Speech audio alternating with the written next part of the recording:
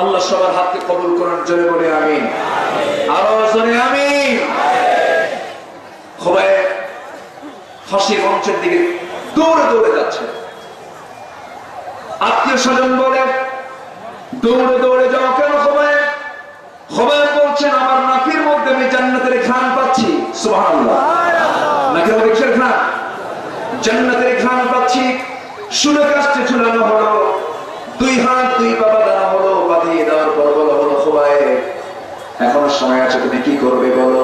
খোবাইব বলছেন কোনো চিন্তা করি না, আমি কারোর সামনে আপোষ হব না। দুনিয়ার কোন আইন আমাকে পরাজিত করতে পারবে না।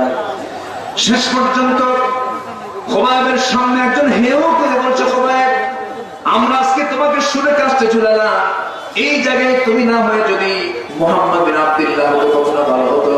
প্রচন্ড রেগে গেলেন, খেপে গেলেন খোবাইব। মুখের ভিতরে অনেকগুলো থুতু জমা করে তার মুখ বরাবর মেরে দিয়ে বললেন আল্লাহর কসম করে বলি আমার সামনে নবীজির একটা পশম ক্ষতি করতে চাইলে আমি খোবাইব তা ছেড়ে দিতাম না।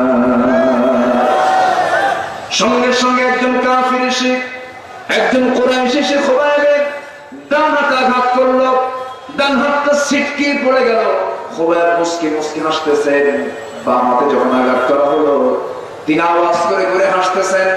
সবাই বলছে খোবাইব রে হাত তোমার কাটলাম, তুমি না কান্নাকাটি করে তুমি হাসতেছো কেন? খোবাইব বলছেন তোমার আমাকে একটা একটা করে আঘাত করছো, আল্লাহ পাক আমাকে জান্নাতের হুরগুলো আমার চোখের সামনে দেখায় দিতেছে। আমার বন্ধুগণ খোবাইব শাহাদাত বরণ করলেন, শহীদ হয়ে গেলেন, রক্ত ঝরায়া দিলেন।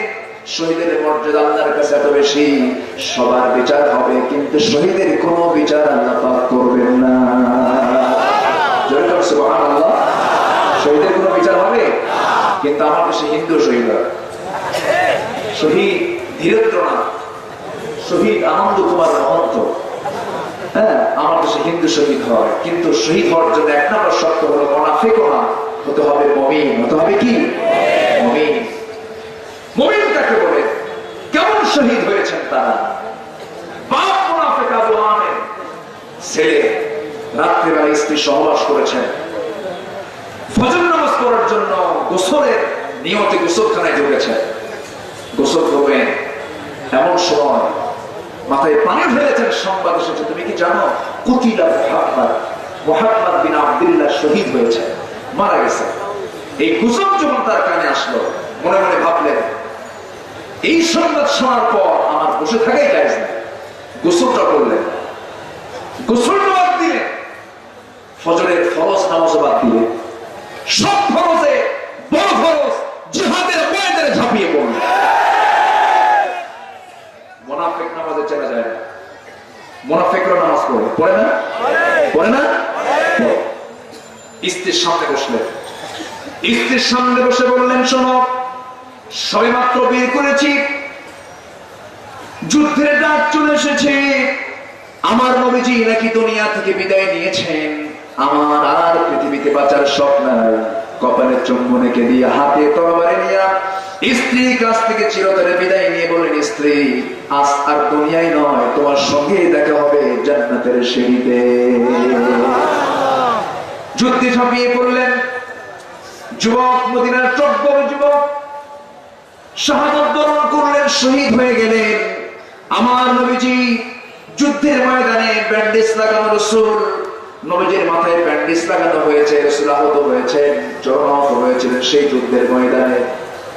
একজন মহিলা মদিনা থেকে হেঁটে হেঁটে এসে নবীর সামনে দাঁড়িয়ে বলছেন ইয়া রাসূলুল্লাহি ইয়া হাবিবাল্লাহি, আমার স্বামী যুদ্ধে এসেছেন, ফরজ গোসল তার হয় নাই, স্ত্রী সহবাস করেছেন, ফজর নামাজও তার হয় নাই, মেহেরবানি করে আমার স্বামী যদি দুনিয়া থেকে বিদায় হয়ে থাকেন তার ফরজ গোসল না করে জানাজা পড়াবেন না।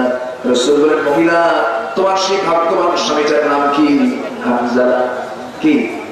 হামজা। তার বাপ ছিল আবু আমের মুনাফিক, বাপ মুনাফিক ছেলে হচ্ছে মুমিন। জোরে করে সুবহানাল্লাহ। মুনাফিকের পেটে, মুনাফিকের ঔরসে মুমিন সন্তান। সুবহানাল্লাহ। আমার ভাইরা, হযরত হামজা নবীজির খুব প্রিয় সাহাবী ছিলেন। আমার নবীজি বললেন সাহাবীরা দেখো তো আমার হামজা কোথায় গেল, আমার হামজা কোথায় গেছে, তোমরা খুঁজে খুঁজে দেখো তো, তার লাশটা নাই, তার দেহটা কেউ পায় না। নবীজির ভিতরে টেনশন সৃষ্টি হয়ে গেল। আমার নবীজি মনে মনে চিন্তা করলেন, আমার হামজারা কই গেল কই গেল। কিছুক্ষণ পর জিবরাইল আলাইহিস সালাম সংবাদ দিচ্ছেন, ইয়া রাসূলুল্লাহ, হামজার লাশের ব্যাপারে আপনার কোনো চিন্তার কারণ নাই। হামজার ফরজ গোসল সম্পন্ন করার জন্য আল্লাহ পাক জান্নাতের পানির বাজেট পাস করে দিয়েছেন। শহীদের মর্যাদা কে দেয়? মুজাহিদের মর্যাদা কার কাছে আছে? আমরা দুনিয়ার কোনো সম্মান পেতে চাই না, আমরা সম্মান পেতে চাই কার কাছে? আসতে বলবেন না, কার কাছে? আল্লাহর কাছে। কোন নবী হিজরত করেন নাই? অধিকাংশ নবী তো দেশচ্যুত হয়েছে। মুসা আলাইহিস সালাম তিনি কি দেশে থাকতে পারছেন? থাকতে পারছেন দেশে? ইউনূস আলাইহিস সালাম তিনি কি থাকতে পারছেন? থাকতে পারেন নাই। অধিকাংশ পয়গম্বর তৎকালীন রাষ্ট্রের শক্তির দ্বারা আক্রান্ত হয়েছে, ঠিক কি না? তৎকালীন রাষ্ট্রের শক্তির দ্বারা তারা আক্রান্ত হয়েছে। মুসা আলাইহিস সালাম থাকতে পারেন, তিনিও হিজরত করতে বাধ্য হয়েছেন। একটু পরে আসেন। সম্মানিত ভাইয়েরা, খুবাইব রাদিয়াল্লাহু তাআলা শাহাদাত বরণ করলেন। শাহাদাত বরণ করার পর নবীর কাছে সংবাদ চলে গেল, জিবরাইল সংবাদটা পাঠিয়ে দিলেন। রাসূল হঠাৎ করে মদিনার মসজিদ থেকে দাঁড়িয়ে বলেন, সালামু আলাইকা ইয়া খুবাইব, সালামু আলাইকা ইয়া খুবাইব। জোরে করে সুবহানাল্লাহ। সাহাবায়ে কেরাম বলছেন, ইয়া রাসূলুল্লাহ, আমাদের খুবাইবের কি হয়েছে? রাসূল বলেন, সাহাবীরা, আমাদের খুবাইব আর দুনিয়াতে বেঁচে নাই, আমাদের খুবাইব জান্নাতের পাখি হয়ে জান্নাতের মধ্যে উড়ে বেড়াতেছে। আমার বন্ধুগণ, সম্মানিত প্রিয় ভাই সব, আমি যে আয়াতটা তুলে ধরেছি সে আয়াতের মূল কথা হলো, আমরা যদি আমাদের ঘোষণা যদি ঠিক মতো দিতে পারি, আমাদের রব হচ্ছেন আল্লাহ রাব্বুল আলামিন, আমাদের আইনদাতা হচ্ছেন আল্লাহ রাব্বুল আলামিন, সেই নবীদের মতো সাহাবীদের মতো আমাদের জীবনে বিপদ আসবে। প্রকৃত যদি রব আমার রব আল্লাহ এই প্রকৃত ঘোষণা যদি দেই, 10-12টা মামলা অবশ্যই আসতে পারে, ঠিক কি না? আসতে জোরে করে ঠিক কি না? সম্মানিত ভাইয়েরা, সম্মানিত বন্ধুগণ, মুসা আলাইহিস সালাম তিনিও দেশ ত্যাগে বাধ্য হয়েছেন। একটা লোক এসে তার সামনে বেয়াদবি করতেছে, তার বিরোধিতা করছে। তিনি বললেন, তুমি তো ভুল করছো। কেন? আমি ভুল করিনি। না, তুমি ভুল করছো। না, আমি ভুল করিনি। সকল নবীদের ভিতরে সবচেয়ে বেশি রাগ ছিল যে নবী, সে নবীর নাম কি বলেন তো? খুব রাগ ছিল, প্রচন্ড রাগ। বারবার যখন বেয়াদবি করে হাতটা একটু বের করে দিয়ে মারছেন থাপ্পড়। বেয়াদবি করিস না, কিন্তু বেয়াদবি করার জন্য থাপ্পড় মারলেন, কিন্তু কাম হয়ে গেল। যখন থাপ্পড় মারছেন, থাপ্পড় মারাও সারা, মরে যাওয়া সারা। যখন মরে গেছে তখন আল্লাহকে, আল্লাহ ও সে মরবে, এটাকে আমি জানি, আল্লাহ দোষ কিন্তু আমার। আল্লাহ বলেন, তুমি মারলা থাপ্পড়, দোষ তুমি কারো দিলা? কারণ আমি তোকে মারার নিয়তে মারি নাই, ও যে মরে যাবে এই নিয়ত আমার ছিল না। আল্লাহ বলেন, শোনো, ফেরাউন তো তোমাকে এমনি সহ্য করতে পারে না, তুমি এখন দেশ ছাড়ো। তুমি এখন কি করো? দেশ ছাড়ো। তিনিও দেশ ছাড়তে বাধ্য হলেন, চলে গেলেন দূর দেশে, যেদিকে চোখ চলে যায়। নবীদের জীবন যেমনই ছিল।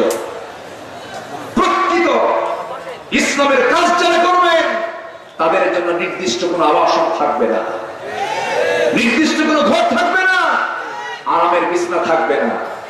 রাতের বেলা কাঁপবে তাদের জায়নামাজ, দিনের বেলা কাঁপবে তাদের ঘোড়ার পিঠে। খানকাতে ইসলাম আসে নাই, খানকাতে ইসলাম আসে নাই।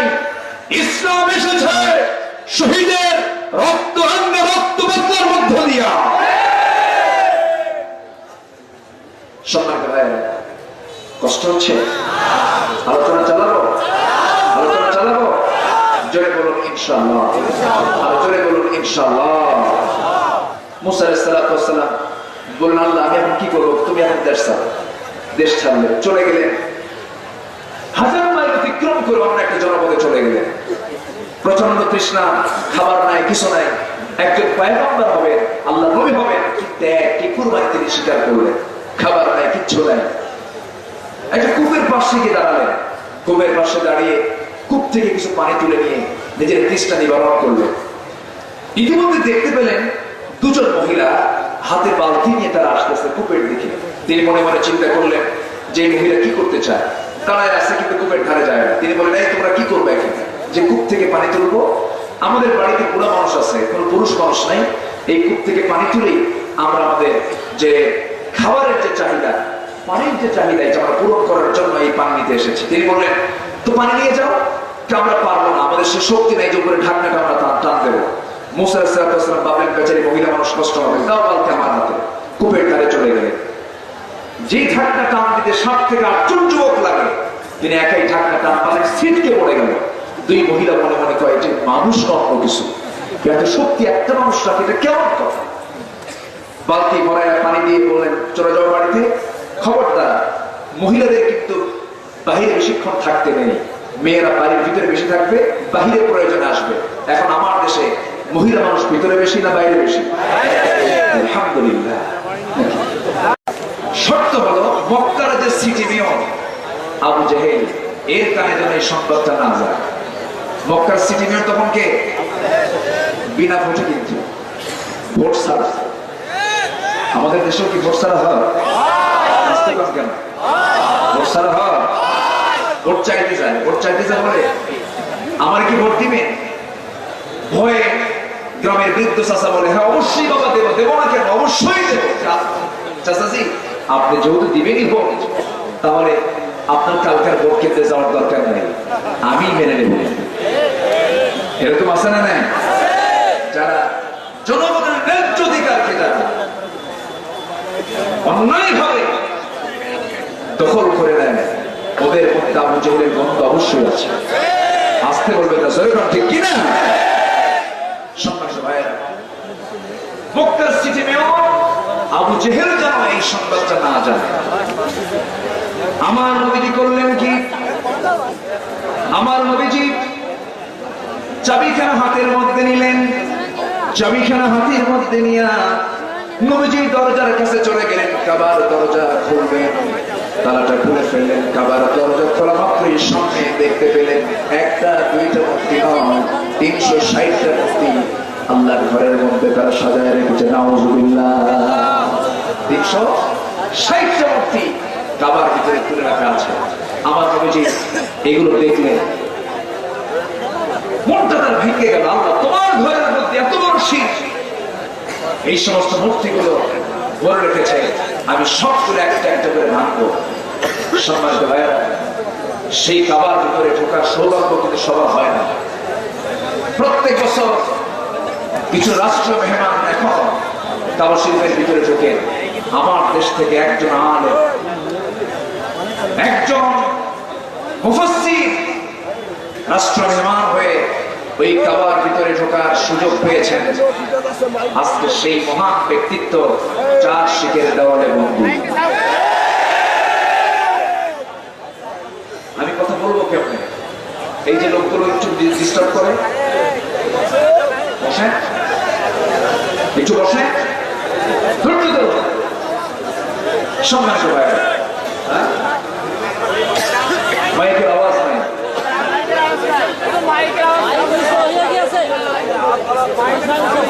মাইকের আওয়াজ পাচ্ছেন না? মাউথ স্পিচ দিয়ে তো হবে না, আওয়াজ শোনা যাচ্ছে না। ঠিক আছে, কিন্তু আওয়াজ তো আপনি দিতে পারছেন না। সবাইকে শুনতে পাচ্ছেন আওয়াজ? ওই বলে আওয়াজ শোনা যায়? তাহলে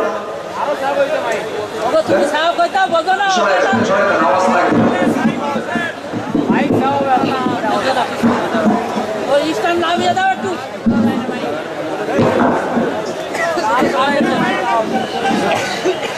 এখন কি শোনা যায়? শুনতে পাচ্ছেন সবাই? আচ্ছা,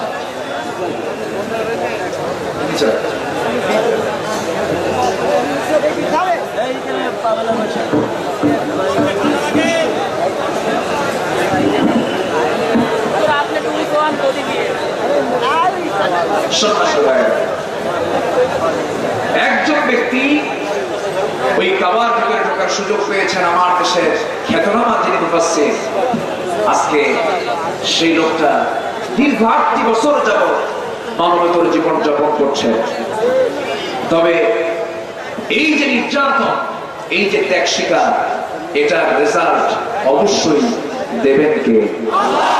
আসতে বলবেন না কে? নির্যাতিত হলে, ঘর থেকে বের করে দিলে অবশ্যই তার বিজয় কে দিবে? আল্লাহ দিবে। রোহিঙ্গার মুসলমানদেরকে বুদ্ধের বাচ্চারা অং সান সুচির নেতৃত্বে তাদেরকে যে ঘর থেকে বের করে দেওয়া হয়েছে, ওই আরাকান মুসলমানদের হাতে আবার আসবে। জোরে বলি ইনশাআল্লাহ, জোরে বলি ইনশাআল্লাহ। ঘর থেকে বের হলে বিজয় আসবে। এটা কার কথা? আসতে বলবে না, কার কথা? আল্লাহ। আমার বন্ধুগণ, আল্লাহ রাব্বুল আলামিন রাসূলকে বলছেন, হে রাসূল মন খারাপ করবেন না। ঘর থেকে তারা বের করে দিয়েছে, আপনার হাতে বিজয়ে চলে আসবে। আপনি আমার কাছে বলুন, রব্বি আদখিলনি মুদখালা সিদকিন ওয়া খরিজনি মুখরাজা সিদকিন ওয়াজআলনি বিল্লাদুনকা সুলতানান নাসীরা। আমার নবীজি ওই কাবার ভিতরে ঢুকলেন। কাবার ভিতরে ঢুকে যখন মূর্তিগুলো দেখতে পেলেন, মূর্তিগুলো দেখে তার মেজাজটা তার গরম হয়ে গেল। কারণ মুমিন কখনো শিরকের কাজ সহ্য করতে পারে? আমার দেশের কিছু মুসলমান শিরকের কাজ নিজেই করে। আছে না নাই? আছে না নাই? পার্লামেন্টও আছে না নাই? একজন মরে গেছে, সেই মরা লোকটার জন্য সামনে দাঁড়ায় নিরাপত্তা পালন করতে হবে। একজন মরে গেছে, তার প্রতিকৃতিতে পুষ্পস্তবক অর্পণ করতে হবে। এমন সিস্টেম কি ইসলামে আছে? আসতে বলবেন না, আছে? এটা কি মুমিনের কাজ না মুশরিকের কাজ? এটা কি মুসলমান করবে না মুশরিক করবে? মুশরিক করবে।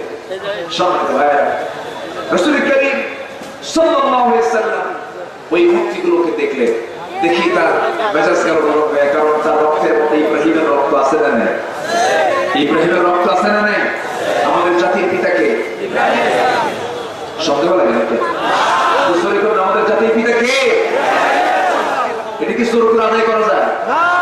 জোর করে আদায় করা যায়। আমাদের বাপ হলো মোট 5 জন। আদম আলাইহিস সালাতু ওয়াস সালাম, ইব্রাহিম আলাইহিস সালাতু ওয়াস সালাম, নূহ আলাইহিস সালাতু ওয়াস সালাম, আমাদের দ্বিতীয় পিতা জনাবে মুহাম্মদুর রাসূলুল্লাহ। আর আমাদের ষষ্ঠ জন্মদানকারী পিতা। এই 5 পিতার বাইরে আর কাউকে পিতা মনে করা যাবে না। আসতে বলবেন না, যাবে? শ্বশুরকে না, কি কবে খাবি চাচা কবে?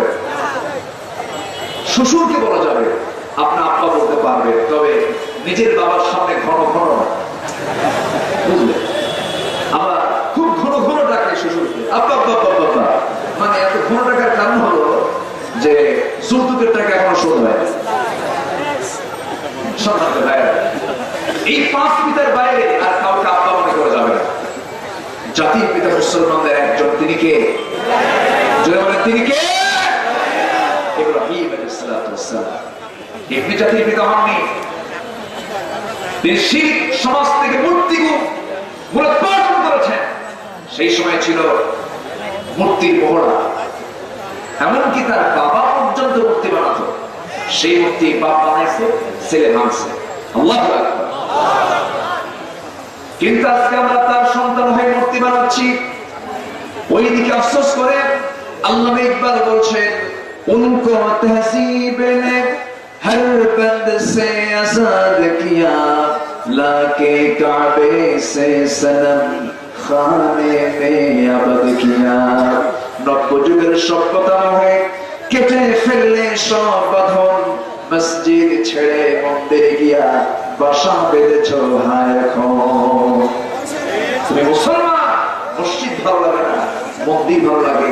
মন্দিরে গিয়ে প্রসাদ খায়, প্রসাদ সেই হিন্দু ভাইদের দুর্গা পূজার প্রসাদ খাওয়ার জন্য সেখানে হিন্দু বেশি থাকে না মুসলমান বেশি থাকে? বলেন বলেন বলেন বলেন বলে মুসলমান বেশি থাকে। আজকে মুসলমান কোথায় চলে গেছে? মূর্তি থাকবে মন্দিরে, মূর্তি কোথায় থাকবে? মন্দিরে থাকবে। সেই মন্দিরের মূর্তিগুলো মুসলমান পাহারা দেবে। কিন্তু মুসলমান যদি মূর্তির পক্ষে কথা বলে, মুসলমান যদি মূর্তি বানায়, অবশ্যই মুসলমান তা মানতে পারে না। আসতে কবেন না, ঠিক কিনা? এই জাতীয় কথা বললে আমাদেরকে বলা হয় এই তো রাজনীতি শুরু করবে, এই যে উগ্রবাদী, এই যে সন্ত্রাসী, এই যে জঙ্গিবাদী, যে যেটাই বলুক আমরা সব মাথা পেতে নিতে রাজি আছি, হক কথা কখনো, হক কথার বাইরে একটা কথা বলতে আমরা রাজি নই। এই বিষয়টা আমাদের খেয়াল করতে হবে। সম্মানিত ভাই, কি সমস্যা? সম্মানিত ভাই, সম্মানিত বন্ধুগণ, যে সেই শিরকের প্রবণতা আমার দেশেও আছে না নাই? আসতে বলবেন না, আছে না নাই? শিরকের সাগরে আজকে জাতি হাবুডুবু খাচ্ছে। শিরকের সাগরে আজকে মুসলমান নিমজ্জিত। এমন কোন জায়গা নাই যেখানে শিরকের গন্ধ নাই, সব জায়গায়।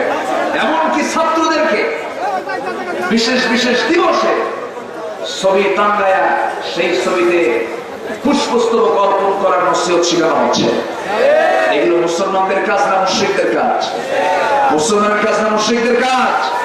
মুশরিকদের কাজ। এই সমস্ত কাজে একজন মুসলমান কখনো নিজেকে জড়াতে পারে না। মুসলমান একমাত্র সেজদা দেবে কাকে? একমাত্র সেজদা কার জন্য হবে?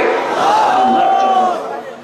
আমার ভাইয়েরা, আমার নবীজি মূর্তিগুলোকে দেখলেন।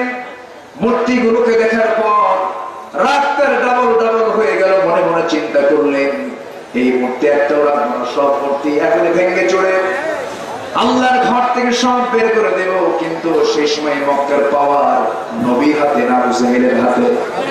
আসতে বলেন না, কার হাতে? আবু জাহেলের হাতে। নবীজি ভাঙতে যাবেন, কিন্তু পাওয়ার তো নাই, ক্ষমতা তো নাই। ক্ষমতা রেখে দিয়েছে আবু জাহেল। রাসূল ভাঙবেন কেমনে? আমার নবীজি ওই সময় ভাঙার যখন সিদ্ধান্ত নিচ্ছিলেন, সেই সময় জিবরাইল বললেন, ইয়া রাসূলুল্লাহ, ইয়া হাবিবাল্লাহ, আপনি চিন্তা করবেন না, এখন আপনার ভাঙার সময় নয়, এখন আপনি ভাঙতে পারবেন না। তবে একদিন পরিবেশ আসবে, ফতে মক্কা হয়ে যাবে, আপনার হাতে বিজয় চলে আসবে। জোরে বলুন সুবহানাল্লাহ। নবীজি কি শুধু দোয়া করে ইসলাম কায়েমের ব্যবস্থা করেছেন? না, ঘর ছাড়তে হয়েছে, বাড়ি ছাড়তে হয়েছে, লুকে লুকে ঘর থেকে বের হতে হয়েছে। সেই চাবিটা, সেই কাবা ঘরের চাবিটা নবীর হাতে কেমনে আসলো? এটা লম্বা প্রেক্ষাপট আছে। সবাই শুনতে রাজি আছেন তো? জোরে বলি ইনশাআল্লাহ, জোরে বলি ইনশাআল্লাহ। একটু কান লাগা, একটু মনোযোগ দিয়ে আমরা শোনার চেষ্টা করব। আমার বন্ধুগণ, আমার নবীজি সেই কাবার ঘর থেকে বের হলেন, আল্লাহর কাছে চাইলেন, দিনের প্রচারে চতুর্দিকে মনোনিবেশ দিলেন। নবীর দাওয়াতে সাড়া দিয়েছেন। ধনী মানুষ না গরিব মানুষ? অধিকাংশ গরিব মানুষরা সাড়া দিয়েছে। বেলালের মতো মানুষ, খাব্বাবের মতো কামার, এইরকম অসহায় লোকগুলো নবীর ডাকে সাড়া দিয়েছে। খাব্বাব ইসলাম কবুল করেছেন, খুবাইব ইসলাম কবুল করেছেন, বেলাল বিন রাবাহ ইসলাম কবুল করেছেন। আমার নবীর হাতে যখন বায়াত নিয়েছেন, আবু জেহেল হেও করে বলতো, মুহাম্মদ নাকি এই সমস্ত কামার দিয়া, এই সমস্ত গোলামদেরকে দিয়ে বিশ্ববিজয়ের স্বপ্ন দেখে হেও করেছে। অথচ আল্লাহ রাব্বুল আলামিন সেই বেলালকে পৃথিবীর প্রথম মুয়াজ্জিন বানিয়ে দিয়েছেন। আলেমদেরকে খাটো চোখে দেখো না। এদেশে ইসলামী প্রকৃতি, ইসলামী দলকে খাটো চোখে দেখো না। বিজয় আসে মানুষের তরফ থেকে নয়, বিজয় আসে আল্লাহর দরবার থেকে। ইসলামের বিজয় হবে। জোরে বলি ইনশাআল্লাহ, আর জোরে বলি ইনশাআল্লাহ। সম্মানিত ভাইরা, সম্মানিত বন্ধুগণ, আমার নবীজি ওই গরিব সাহাবীদেরকে কাছে নিয়ে দ্বীনের প্রচার করছেন। ওই সমস্ত গরিব সাহাবীদের কিছু বিরুদ্ধে লেগে দিল আবু জেহেলের সন্ত্রাস বাহিনীকে। রিমান্ডে নেওয়া হলো, ইয়াসার পরিবারকে ধরা হলো, আম্মারদেরকে ধরা হলো। কেউ কি ইসলাম থেকে একচুল পরিমাণ নড়েছেন? আসতে বলে নড়েছেন? নড়েন নাই। ফাঁসির মঞ্চে হাসতে হাসতে গেছেন, জীবন দিয়েছেন। বাতিল শক্তির কাছে তারা মাথা নত করে। খুবাইবের কথা কে না জানে? খুবাইব রাদিয়াল্লাহু তাআলা মুখে পাকড়াও করা হলো, বলা হলো, খুবাইব ইসলাম ছেড়ে দাও। খুবাইব বললেন, সব ছাড়বো, ইসলাম ছাড়তে পারবো না। আমার দেশে মামলার ভয়ে, হামলার ভয়ে দল ছেড়ে অন্য দলে যায়। আছে না নাই? আছে না নাই? সব ছাড়বো, ইসলাম ছাড়তে পারবো। এখানে মুমিন আর মুনাফিকের পরিচয় বহন করে। আমার বন্ধুগণ, ওই সমস্ত সাহাবে কেরামকে ধরা হলো। খুবাইবকে যখন ধরা হলো, খুবাইব রাদিয়াল্লাহু তাআলাকে জেলখানার মধ্যে আটকে রাখা হলো, রিমান্ডে নেওয়া হলো, টর্চার করা হলো, মারা হলো। শেষ পর্যন্ত বলা হলো, খুবাইব এখনো সময় আছে, তুমি কি করবে বলো। খুবাইব বললেন, জান দিয়ে দেব, সব দিয়ে দেব, ইসলাম নামক এই বড় সম্পদ আমি ছাড়তে পারবো না। খাবার বন্ধ করে দেওয়া হলো। খাবার বন্ধ করলে কি হবে? খুবাইবের খাবার বন্ধ করে দিয়েছে দুনিয়ার মানুষ, আর খুবাইবের খাবারের জোগান দিচ্ছেন আরশের মালিক মহান রব্বুল আলামিন। তার সামনে খাবার চলে আসলো। শেষ রাত্রে তিনি আল্লাহর কালাম পড়েন, কোরআন তেলাওয়াত করেন, আর তার চোখের সামনে ফেরেশতা তার সামনে আঙ্গুরের ছড়া ছড়ায় রাখে। একটা করে আঙ্গুরের ছড়া থেকে একটা করে আঙ্গুর মুখের মধ্যে নেন, আল্লাহর কালাম তেলাওয়াত করেন। তার চেহারা সুন্দর হয়ে গেল। সবাই বলে ফেললো, বুঝতে পেরেছি খুবাইবকে আমরা না খাওয়াইয়া দুনিয়া থেকে মারতে পারবো না, কারণ খুবাইবের খাবারের মধ্যে বস্তু হয়ে গেছে। আমরা তার বিরুদ্ধে ফাঁসির অর্ডার দিয়ে দিই, তাকে সুরে কাস্টে মারা হবে, দুনিয়া থেকে বিদায় করা হবে। বলো বলো খুবাইব, এখন সময় আছে, তোমার বিরুদ্ধে অর্ডার জারি হয়ে গেছে, তোমাকে ফাঁসির মঞ্চে ঝুলিয়ে মারো। খুবাইব বলছেন, তোমরা আমাকে টুকরো টুকরো করো, অথবা তোমরা আমাকে আগুনে ভস্ম করে দিও, আমার কোনো আপত্তি নাই, দুনিয়া থেকে বিদায় নিয়ে যাব, কিন্তু বাতিল শক্তির কাছে মাথা নত করবো না। শেষ পর্যন্ত তাকে শুনে কাজটা চলাবে। আত্মীয় স্বজন ডেকে বলছি, তোমার স্ত্রী বিধবা হয়ে যাবে, তোমার সন্তানগুলো এতিম হয়ে যাবে।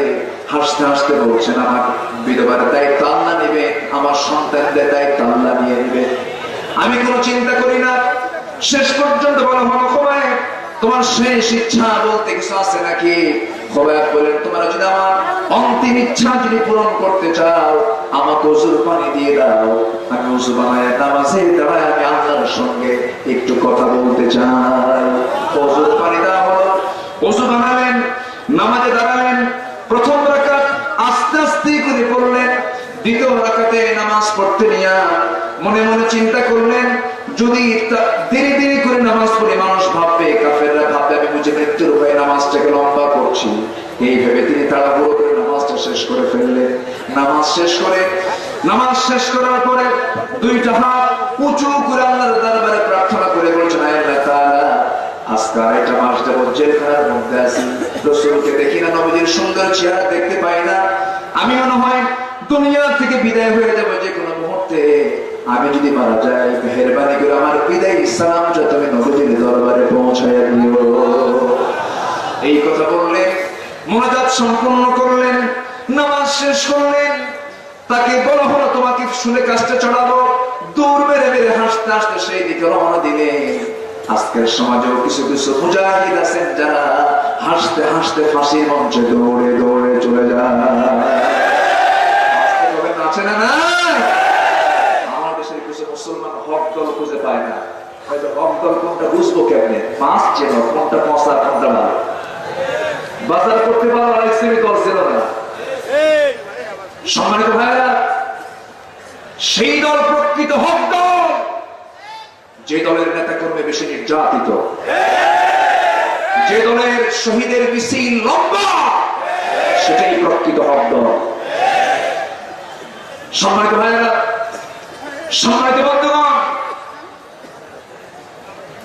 এই দেশে যে দৃষ্টান্ত স্থাপন হয়েছে, মিশরের এক্সাম্পল আর আমরা আমাদের প্রয়োজন হয় না, ইরাকের এক্সাম্পল, ফিলিস্তিনের এক্সাম্পল আর প্রয়োজন হয় না। বাংলার জমিনে খালিদ বিন ওয়ালিদের মতো বীর পয়দা হয়েছে। আমার খাব্বাব, খুবাইব, আব্দুল্লাহ বিন রাওহা, জাফর বিন আবু তালেবের মতো বীর মুজাহিদ শহীদ জন্ম নিয়েছে। এই জমিনে ইসলামের বীজ যখন বপন হয়েছে, একদিন গাছ গজাবে, ফুল ফল আসবে। জোরে বলি ইনশাআল্লাহ, আর জোরে বলি ইনশাআল্লাহ। কিন্তু মুনাফিকের পথে আমরা কেউ এগিয়ে যাব, নিফাকতার পথে আমরা কেউ এগিয়ে যাব। আমার কথা কি কষ্ট হচ্ছে আপনাদের? আমি কি আলোচনা চালাবো? জোরে বলি ইনশাআল্লাহ, আর জোরে বলি ইনশাআল্লাহ। আমার দেশে মুনাফিক আছে না নেই? আসতে বলবো, মুনাফিক আছে না নাই? ভাই আপনি কোন দল করেন? ভাই আমি কিচ্ছু করি না। আপনার এরকম আছে যে কিছুই করে না, ওর দল হচ্ছে শয়তান। ওর দল কি? আমাকে বুক